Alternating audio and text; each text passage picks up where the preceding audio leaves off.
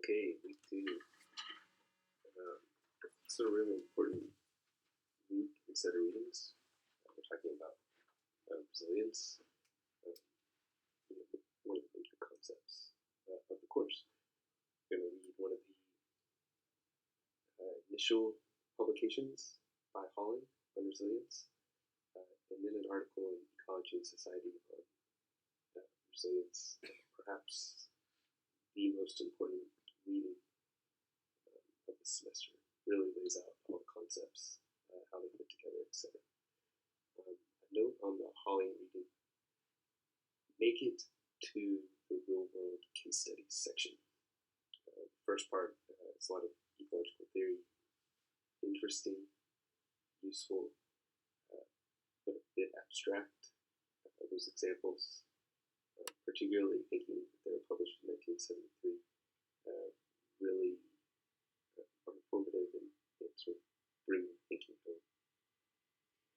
So resilience, then and now.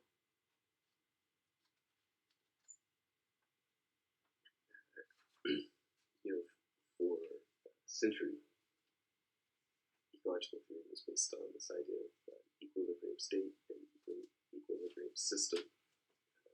The real point of ecosystems was to find the stability and find a balance. You see, think about a system here, and if it's in here, it's in an equilibrium. Systems can fluctuate within that equilibrium, within that system. Some problems with stability is that it emphasizes the maintenance of predictable again, thinking about the linear predictable fashion. It doesn't account very well for randomness or heterogeneity in the system across space, across time. Some examples of the logic of stability or equilibrium is that a maximum sustained yield of fisheries or forests can keep the system in a balance as long as you don't go over that maximum sustained yield. Increasingly, what was found is that a shock or a disturbance could shift the system into a different state.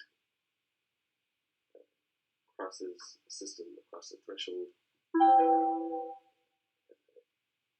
into a different state. So a shock or disturbance simply is a change or impact to the system. Examples are drought, flooding, changing nutrient flows, pollution, changing salinity, acidification, eutrophication. You also can think of some social variables as being shocks to the system, such as loss of social capital, big change in market price, for commodity. Increasingly under resilience, shock or disturbance might be really important in order to force the system, the governance piece, to think about problem solving, to innovate and adapt. All of this is really based in the idea of a complex adaptive system. Systems don't change in a linear, predictable way. They're very complex, many interdependent parts. It's grounded in this complex adaptive systems theory thinking. Some key components here. The systems have components that are interdependent and interacting. These components provide feedback to each other, positive and negative feedback. The variation and novelty are constantly being added to the system. So these are open systems. New inputs, new changes can occur to the system.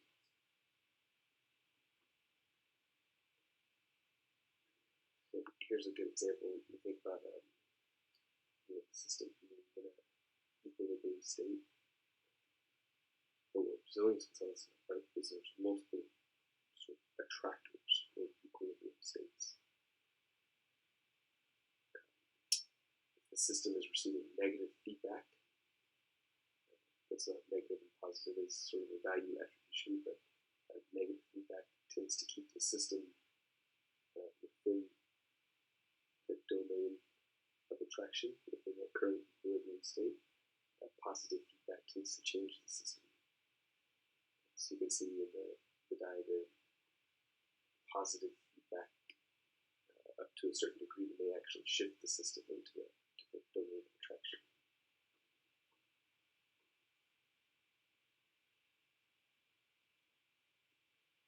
Another key concept here is transferability or transformability, transformation. That's the capacity to create a fundamentally new system. It's the capacity to see crisis on the horizon and direct transformation of the system into a meaningful or in a meaningful new way. It's not about controlling the system, but it's about preparing for opportunity to navigate change. A really important piece to this is experimentation. It's been referred sometimes as active adaptive management.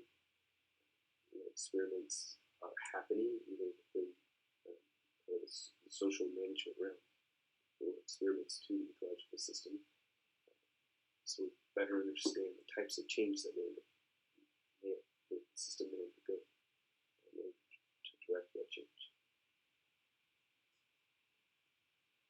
Another important concept here is institutions. I thought it was important to define institutions, what we mean by that. Humanly devised constraints that structure human interaction. Formal constraints such as rules, laws. Informal constraints such as the norms of behavior. What are the social norms of this community when able to interact with the resource? And then institutions also include the enforcement. How the rules are broken, what are the enforcement mechanisms that the community imposes for the state, for the country.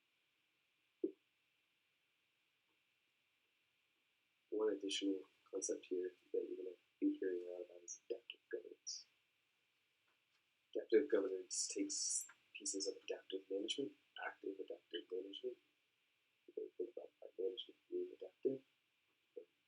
This governance piece is really important too. Governance as an alternative to what for a long time we've always referred to as government.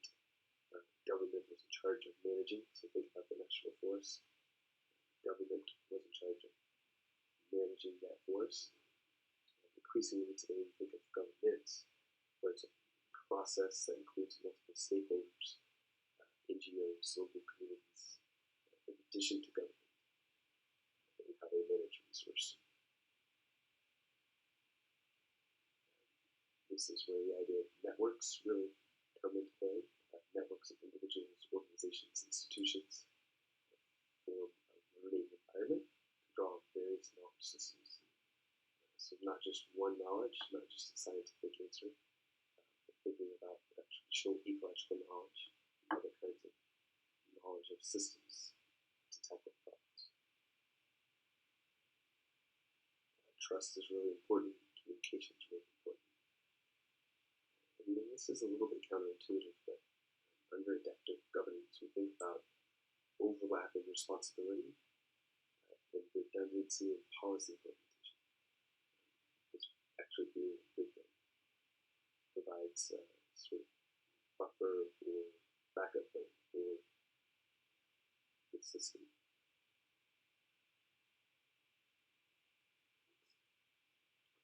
Here's a figure from the Folky movie, but this figure is a really good summary of some of these different elements.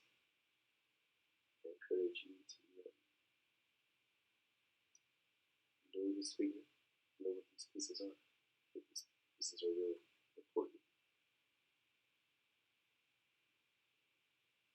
And I've also included a list of key terms.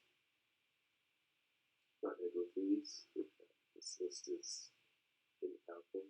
The list is also available as a second document on